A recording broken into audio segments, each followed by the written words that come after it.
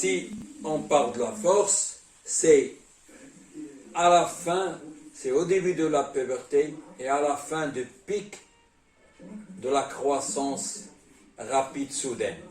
Chaque enfant a une phase qu'on appelle la phase de croissance rapide et soudaine. Là où la vitesse de la croissance augmente. Donc il faut penser à ce pic-là, il faut y aller, il faut le comprendre, il faut le comprendre et on doit se comporter selon les données scientifiques concernant cette phase qui est la phase de la croissance rapide et soudaine. Aussi, il faut penser à la minarchie de la fille. La fille aussi, elle a un problème qui est majeur parfois si on n'arrive pas à le comprendre. C'est le moment où il y a apparition des menstrues.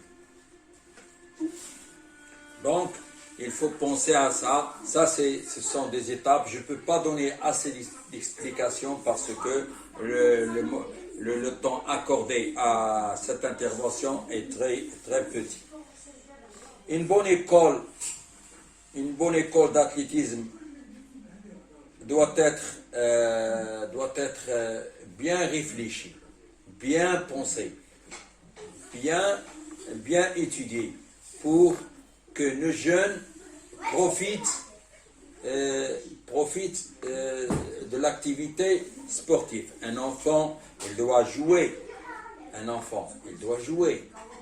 faut pas le priver du jeu. Un enfant, il doit aller à l'école. Un enfant, il doit faire autre activité autre que le sport. Il peut faire la musique, il peut faire le théâtre par exemple, etc. Donc, lorsqu'on parle toujours, je reviens à notre sujet, lorsqu'on parle toujours de la formation, la formation d'un enfant doit être polyvalente. C'est-à-dire, un enfant, lorsqu'il vient en athlétisme, il doit pratiquer toutes les familles athlétiques. Tous les sauts, tous les lancers, toutes les courses, soit sprint, haie ou demi-fond. Donc l'enfant, il doit avoir une formation générale, ce qu'on appelle une formation polyvalente. Donc, il ne faut pas spécialiser un enfant avant terme.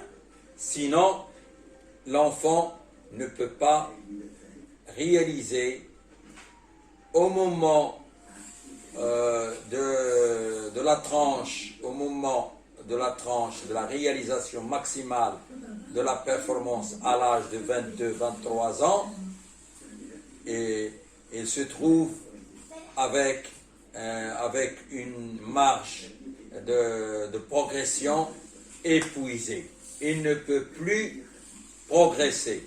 Et à ce moment-là, il va quitter l'athlétisme, malheureusement. Donc, même pendant les compétitions. Pendant les compétitions, il ne faut pas spécialiser les enfants. Un enfant ne peut, à l'âge, un minime, on ne peut pas dire un minime que c'est un sauteur de la hauteur. Non. Un enfant, il doit pratiquer pendant une compétition. Je préfère, je propose ça, que les compétitions de l'enfant doivent se dérouler sous forme d'épreuves combinées. Des épreuves combinées. Par exemple, un triathlon, une course, un saut et un lancer, ou un octathlon, 4 épreuves, ou un pentathlon, 5 épreuves. Et le classement se fait par points, pas par performance. Si on s'oriente, comme on fait maintenant, vers uniquement la performance, nos enfants n'auront jamais l'opportunité d'avoir une carrière brillante. il y aurait et ils auront des choses, ils manqueront des choses importantes, surtout au niveau de la technique. Et lorsque je parle de la technique,